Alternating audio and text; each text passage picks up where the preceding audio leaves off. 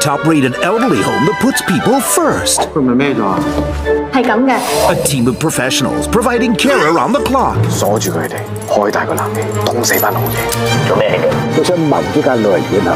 Managed by the ingenious team.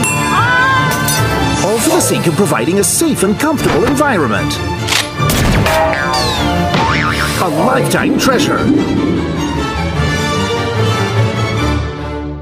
Mga oportunista sila. Hindi ba illegal yun? Nabalak isahan ng mga nasa Home for the Aged. Nag-iisa lang naman ang bahay kalinga sa lugar na ito. Ano bang hinihintay nyo? Ikadena sila't pabayaan. Di nila alam. Tapos na.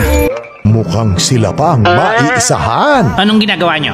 May inaayos lang. Yung inodoro ko nagbara. Ayusin nyo. A lifetime treasure ngayong Sunday 8 p.m. sa Asian Cinemex ng Heart of Asia. Mga oportunista sila. Pero boss, hindi ba illegal yun? Nabalak isahan ang mga nasa Home for the Aged. Gusto ko manguna sa buong industriya ng mga bahay kalinga. Di nila alam.